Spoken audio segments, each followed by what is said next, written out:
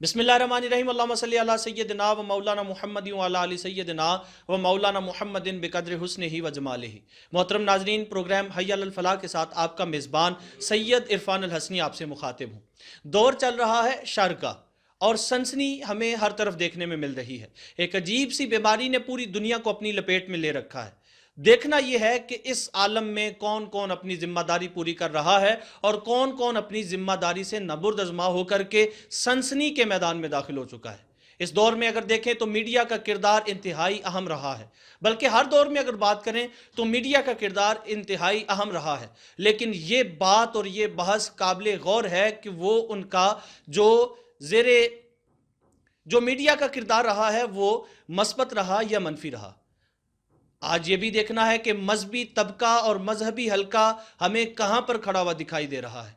इस सनसनी की सूरत हाल में इत्तलात पहुंच रही हैं। इत्तलात मुसद्दका हैं या गैर मुसद्दका, इस पर भी बात करेंगे। और इस पर बात करने के लिए इन मामलात पर इंतहाई गहरी नज़र रखने वाली शख्सियत, मजहबी स्कॉलर हैं, बहुत बड़ी शख्सियत है, आज हमारे साथ मौजूद हैं अल्लामा फ़तेह मोहम्मद अलवी साहब। अल्लामा साहब, बहुत शुक्रिया हमें वक्त मरहमत फरमाने के लिए। मैं पूछना चाहूँगा, इस सनसनी के दौर में, इस शर के दौर में उलमा और मीडिया का किरदार क्या है?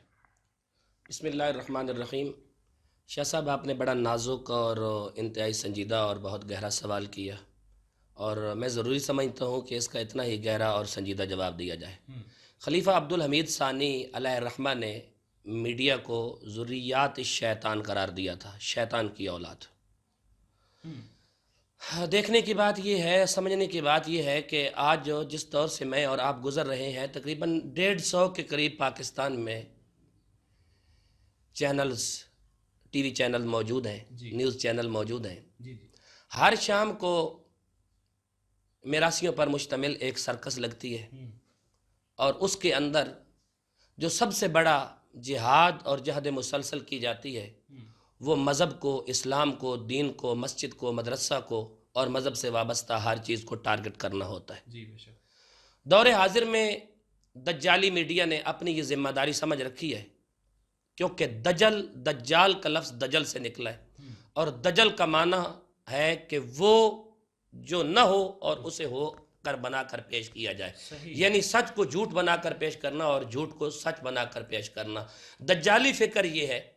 देखें, एक बात काबिल गौर है, हमारा मीडिया एक आंख से देखता है, दो आंखों से नहीं देखता।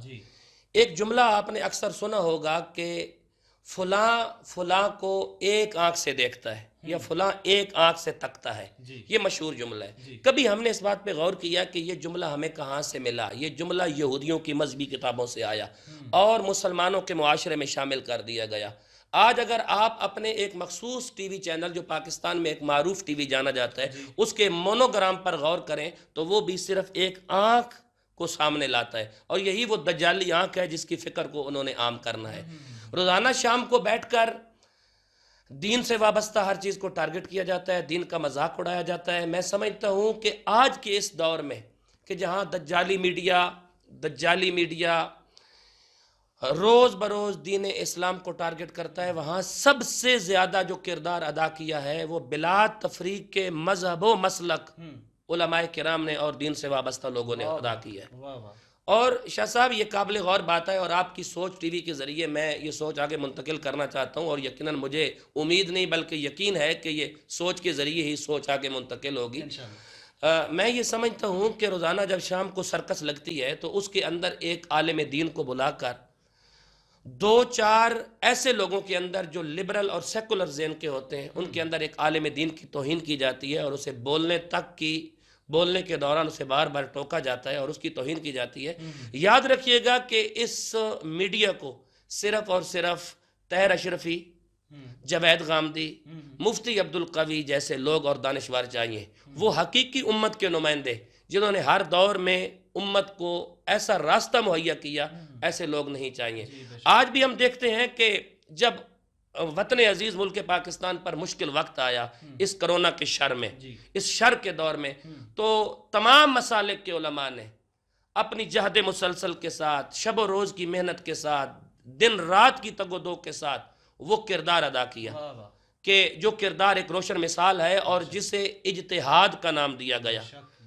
اور یہ امت کی علماء کے سر یہ اعزاز جاتا ہے، لیکن اس چیز کو بھی متنازع بنانے کے لیے روزانہ شام کو تماشا لگتا ہے، 150 سے زیادہ ٹی وی چینل پر تماشا لگایا جاتا ہے، اور اس کے اندر مخصوص لابی کے مذہبی اسکالر بلا کر علماء کرام کی توہین کی جاتی ہے۔ میں سمجھتا ہوں میڈیا کا یہی کردار ہے جو میڈیا ادا کر رہا ہے، اور اس میڈیا سے ہمیں اچھائی کی توقع نہیں ہے۔ جی، علماء کرام اس وقت کہاں کھڑے ہیں اور اپنا کردار کیسے ادا کر رہے ہیں، فرمائیے گا۔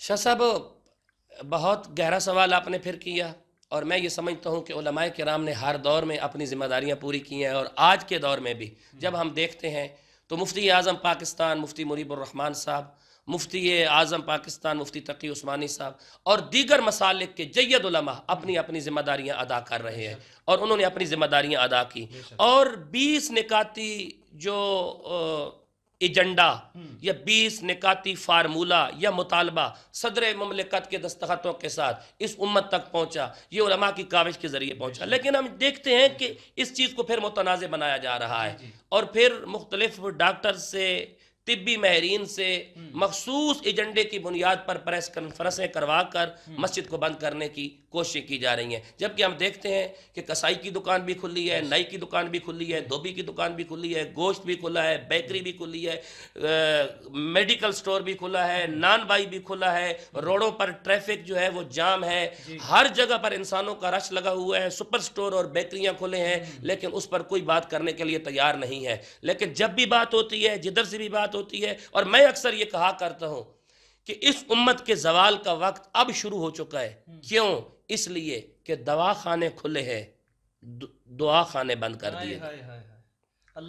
دوا خانے کھلے ہیں، دعا خانے بند ہونے جا رہے ہیں، اور یہ امت یاد رکھے کہ اللہ کے رسول صلی اللہ علیہ وسلم نے دوا کے ساتھ دعا کی بات بھی کی ہے، لہٰذا دعا خانوں کو کھول دو تاکہ دوا خانے اپنا اثر دکھا سکیں۔ اللہ رب العالمین علماء کرام کو اسی طرح جس طرح انہوں نے اپنا کردار ادا کیا، صحیح معنوں میں اپنا کردار ادا کرنے کی توفیق عطا فرمائے۔ قبلہ علامہ نے فرمایا تھا کہ یہ راز ایک مرد فرنگی نے کیا فاش، ہر چند کے دانہ اسے کھولا نہیں کرتے۔ جمہوریت ایک طرز حکومت ہے کہ جس میں بندوں کو گنا کرتے ہیں، تولا نہیں کرتے۔ اس مرض کا علاج آپ کی نظر میں کیا ہے؟ اس مرض کا علاج یہ ہے کہ اس معاشرے کے اندر ایک مفتی اعظم کے ووٹ کی بھی وہی حیثیت ہے، اور ایک بھنگی کے ووٹ کی بھی وہی حیثیت ہے۔ تو جس معاشرے کے اندر ایک اللہ کے برگزیدہ اور چنیدہ بندے کی بھی اور ایک بھنگی کی بھی برابر کی حیثیت ہو، وہ معاشرہ کبھی بھی انسان کو فلاح کے مقام پر کھڑا نہیں کر سکتا، عزت نہیں دے سکتا۔ عزت کے حصول کے لیے صرف اسی نظام کو لانا پڑے گا جو نظام اللہ کے آخری رسول جناب محمد الرسول اللہ اور خلفائے راشدین نے اس امت کو منتقل کی ہے۔ علامہ صاحب بہت شکریہ ہمیں وقت مرحمت فرمانے کے لیے۔ علامہ فتح محمد علوی صاحب ایک درد کے ساتھ گفتگو فرما رہے تھے، آئیے اس درد کو سمجھتے ہیں، اور اس درد کو سمجھنے کے لیے جیسے آپ نے فرمایا کہ دعا بھی ضروری ہے اور دوا بھی ضروری ہے، اس بات کو سمجھیے گا اور سوچیے گا ضرور۔ اپنے میزبان سید عرفان الحسنی کو اجازت دیجیے، اللہ نگہبان۔